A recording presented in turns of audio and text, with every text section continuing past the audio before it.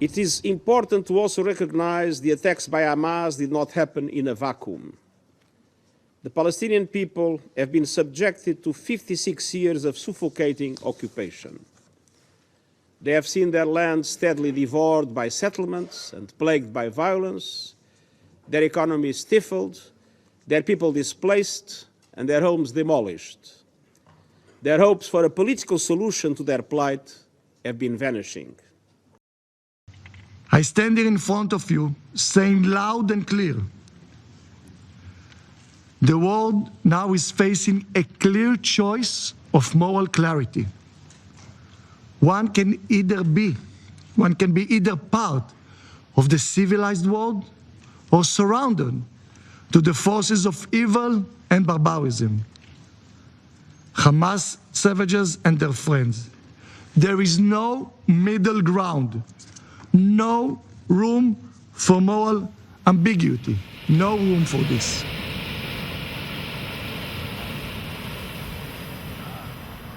Issue is not the existence of Israel. It's not threats to the existence of Israel. The issue is the threats to the existence of the Palestinians. That the situation is not that it is a territory that God has given to a certain people or certain states. God never did so. God never, to the best of my knowledge and your knowledge, I believe, has worked in real estate business to allocate certain piece of land to certain people. This never happened. And talk about that is absolute nonsense. But what should determine the situation is international law. Therefore, there is a state called Israel living within certain borders. The security is has to be maintained. But this security should not be at the expense of others.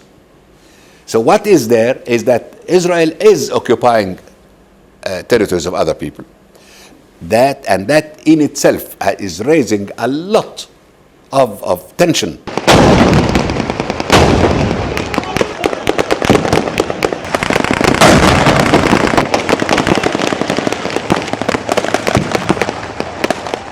You're a doctor, and you've been trained as a doctor. And obviously, as a doctor, the most important thing is saving lives. But at the same time, you're advocating armed resistance and violence. Do you feel that that's a contradiction? First of all, we have to look to the book from the beginning and to read the first page and the second page. We were here the owner of Palestine since many centuries, and Muslims present here since 1,400 years ago. And Muslim and the Christians live as a citizen and owner of Palestine since that long time. And suddenly, the Zionist movement started to speak about a national homeland for Jews. Jews from Poland, from America, from Ethiopia, from Africa, from Asia, on our land. They started the first wave of killing of the Palestinian people after a long struggle. That was in 1948. To understand the situation politically and socially, it is very important to understand the history. Gaza is on the coast of the Mediterranean, and historically, it's been a region at the crossroads.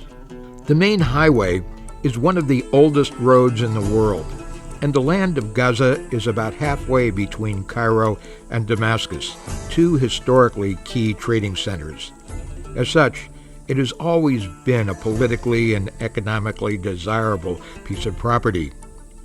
Studies show that small groups of farmers established communities as early as 3000 BC. And from that point forward, the region has been conquered and occupied by Egypt, Assyria, Babylonia, the Hellenistic kingdoms, Rome, and even France for a short period of time under Napoleon Bonaparte. In 1800, Bonaparte was exorcised from the region by the Turks, and for the next 120-odd years, the land of Gaza was controlled by the Ottoman Empire. This, too, was a period of great unrest as Egypt and Constantinople struggled for dominance. and Britain also entered the scene to keep a political and economic presence in the region. And of course, all during this history, there was a local population, people who were part of a tribe called the Philistines. They have also been called Sea People, as they originally arrived from Crete and Cyprus 1,000 years before the birth of Christ. It is from this root that the name Palestine has evolved. The name Gaza stems from the region's largest city. There is a lot to take in, but the most important thing to remember is that there has always been a native population here, ever since biblical times. Current Gazan history stems from World War I. The Turks sided with Germany in the war with Britain, a decision not good for the Turks.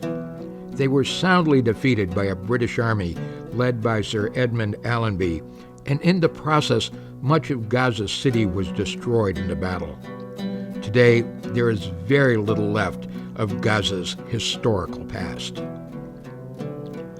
For the next 30 years, the British ruled the area under what was called the British Mandate, and it was during this time that a movement began building momentum called Zionism. Persecuted in Europe, Zionism was a political movement aimed at creating a Jewish state. Beginning in the early 20th century, the Jewish population began to settle in the region, mostly from Europe. Thus, a struggle evolved between the Brits, the native population, and the Jewish immigrants. The British wanted to wash their hands of this situation that they actually helped create, and they turned to the newly established United Nations. On November 29, 1947, by a vote of the General Assembly, with the strong backing of the U.S., the United Nations partitioned Palestine, thus denying the native Arab communities to much of their historic land. On May 14, 1948, the British Army formally withdrew from the region, and the next day the State of Israel was proclaimed by the Jewish Agency chairman, David Ben-Gurion.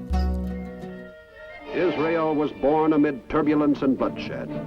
Following UN partition, it became a separate nation after the British, who had exercised a mandate since the end of World War I, withdrew from Palestine in 1948. It was immediately attacked by its neighboring Arab states, who resented the new nation and considered its creation to be illegal. Israel successfully beat off the attacks, and a series of armistice agreements worked out by the United Nations brought an end to organized warfare in 1949. The Middle East War, about 750,000 Palestinians are either forced out or flee the fighting. They leave their homes. In the December of 1949, the General Assembly votes into existence an organisation which is supposed to be temporary. UNRWA is brought into existence and mandated to go and do emergency relief, essentially. We start operations on the 1st of May 1950, but it becomes apparent very quickly that there is going to be no quick resolution of the refugee crisis. So UNRWA, in its first decade or so, moves very quickly from doing emergency work to schools, health, human development. We very quickly became a human development agency. In an ideal world, it should not be an international aid organisation doing these things.